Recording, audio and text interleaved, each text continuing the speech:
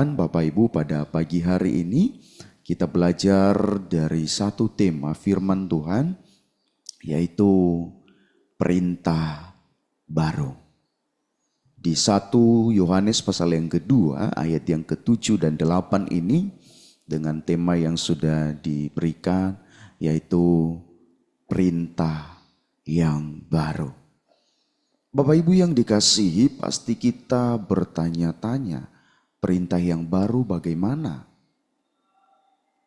Dan saat ini kalau kita melihat orang-orang di zaman yang begitu sangat-sangat canggih saat ini, di zaman teknologi IT yang cukup semakin hari semakin maju, semakin hari semakin meningkat, sangat-sangat membutuhkan yang namanya hal-hal yang baru. Hal-hal yang belum pernah ada sebelumnya dan dibuat di dalam kegiatan, di dalam apapun. Itu sangat-sangat dinanti-nantikan. Tetapi kalau kita melihat di sini, di firman Allah yang kita bacakan di sini, Rasul Yohanes menuliskan bahwa perintah itu bukan perintah yang baru, tapi sudah ada sejak dari semula. Ini kalau kita melihat, bukan perintah baru yang kutuliskan kepadamu, melainkan perintah lama yang telah ada padamu dari mulanya. Nah, sangat kontras dengan keadaan saat ini yang saya lihat, Bapak Ibu. Manusia saat ini termasuk orang-orang Kristen mengharapkan sesuatu yang baru, itu mengharapkan sesuatu yang pokoknya yang wow dari yang sebelumnya, pokoknya yang belum ada. Tapi di firman pagi ini ketika saya baca-baca, lah ini gimana ini dengan keadaan saat ini?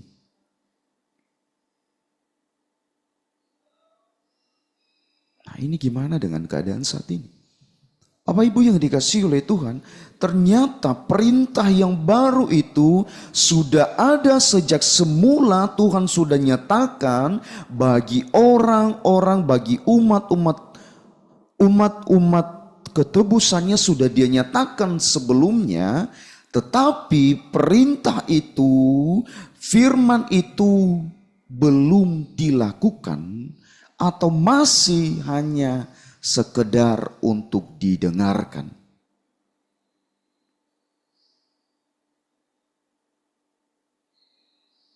Perintah yang lama itu, perintah yang baru yang dimaksudkan di sini sudah ada sejak semulanya. Tuhan sudah ada di dalam perjanjian lama dan dinyatakan di dalam perjanjian baru secara terus terang di dalam Kristus Yesus. Apakah itu Bapak Ibu dikasihi Tuhan? Firman Allah yang telah nyata itu adalah Yesus Kristus yang sudah datang ke dunia, memberikan hidupnya untuk saya dan Bapak Ibu, untuk setiap orang yang percaya. Itu karena apa? Karena kasih.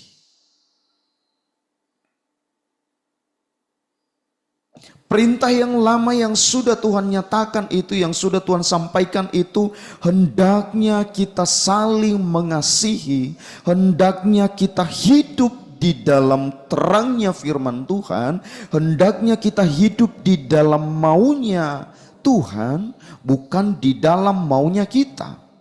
Tapi sering sekali di dalam perjalanan kehidupan orang-orang percaya sekalipun, sering sekali tidak hidup menganggap bahwa firman yang ada yang sudah ada sejak semula itu, yang sudah ada di dalam perjanjian lama, itu tidak relevan lagi di dalam perjanjian baru saat ini. Lah, bahaya tidak Bapak Ibu? Bahaya sekali. Sering sekali menganggap bahwa firman Tuhan itu di dalam perjanjian lama atau di dalam perjanjian baru itu hanya sebatas di dalam pengetahuan saja, tapi bukan untuk dilakukan. Laiki bahaya Bapak Ibu. Kalau hanya sekedar pengetahuan firman Allah, ya bahaya. Tapi firman Allah di sini kita melihat bahwa kalau kita baca di ayat yang sebelumnya Bapak Ibu, di pasal yang kedua ini ayat yang ketiga kita baca, dan inilah tandanya bahwa kita mengenal Allah yaitu jikalau kita menuruti perintah-perintahnya.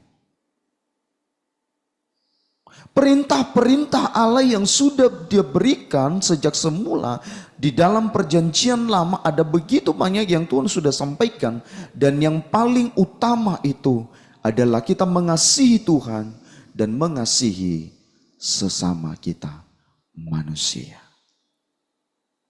Tapi saat ini sering kita beranggapan bahwa mengasihi itu udahlah, hanya sebatas itu aja kok. Oh tidak Bapak Ibu, tidak. Karena kenapa?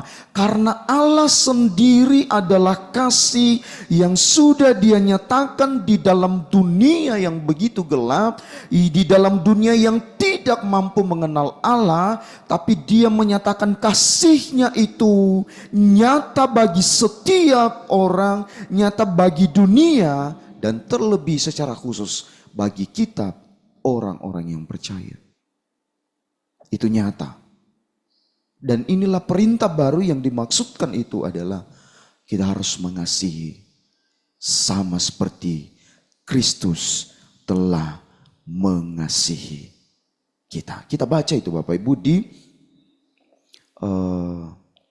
Yohanes pasal yang ke-15, Injil Yohanes pasal yang ke-15 ayat yang ke-12 Bapak Ibu. Saya bacakan untuk kita.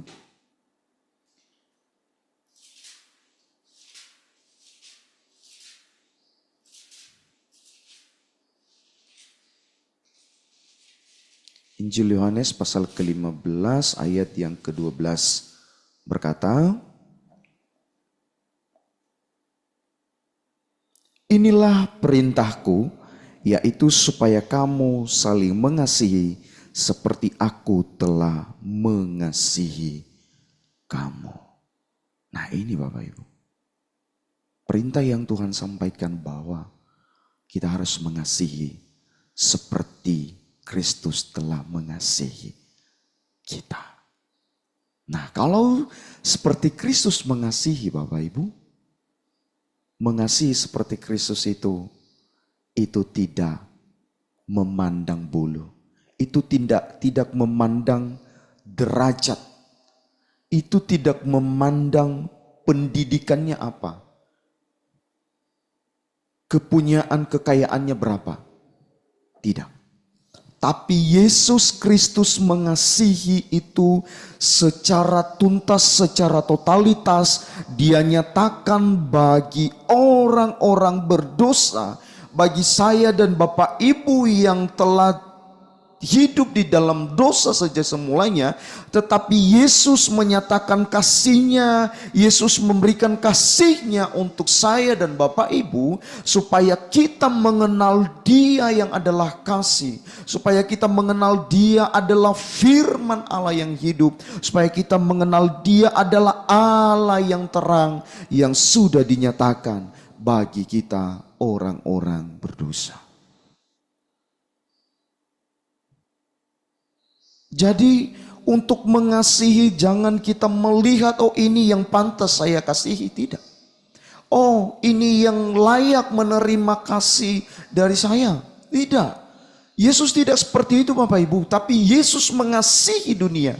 Yesus mengasihi orang berdosa. Yesus mengasihi setiap kita yang mau datang berteriak minta pertolongan di hadapannya.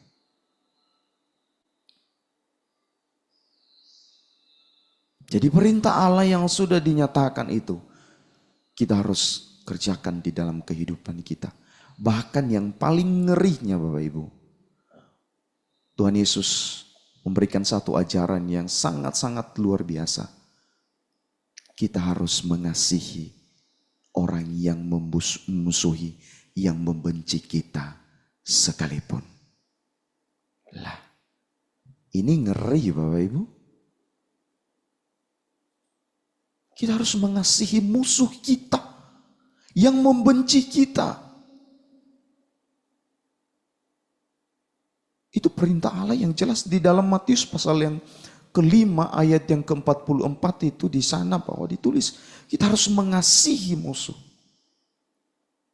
Bukan hanya orang-orang Kristen yang sesama dengan agama atau yang sesama dengan gereja kita yang kita kasih, tidak.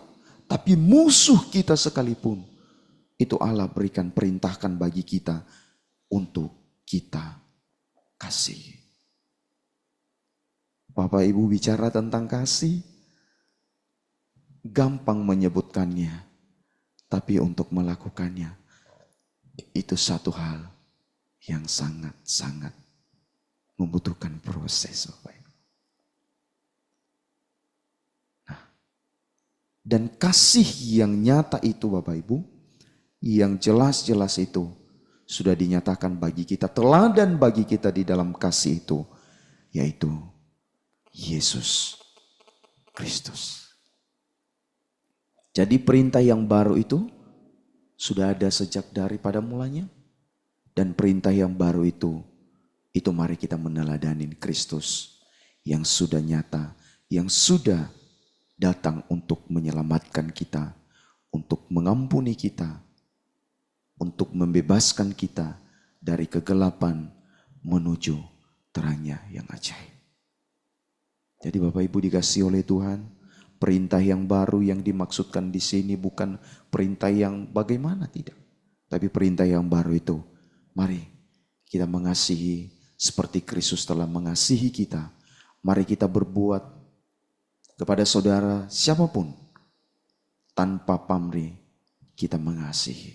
Tanpa melihat ini dan itu, tanpa melihat ini gereja ini dan itu, tanpa melihat dia suku ini dan itu. Tidak. Tapi mari kita melihat bagaimana kita sudah menerima kasih daripada Kristus. Begitupun kita nyatakan kasih itu bagi sesama kita. Begitupun kasih itu kita salurkan, kita transformasikan bagi orang yang belum mengenal Kristus sekalipun. Itu kita nyatakan. Dan itulah perintah yang jelas di dalam firman Allah yang Tuhan sudah nyatakan sejak dari perjalanan bangsa Israel, dari perjalanan umat Tuhan. Tuhan mengatakan bahwa hendaknya kamu saling mengasihi. Ada di Imamat, ada di Ulangan Bilangan itu Bapak Ibu disampaikan bahwa harus hidup di dalam kasih. Nah, kalau hidup di dalam kasih berarti itu tidak ada di dalam kebencian. Marah boleh, tapi jangan jadi pemarah. Jadi Bapak Ibu ya, kita harus mengasihi seperti Kristus telah mengasihi kita. Dan di ayat yang ke-8 ini Bapak Ibu sampaikan, namun perintah baru juga kutuliskan kepada kamu, telah ternyata benar di dalam Dia dan di dalam kamu.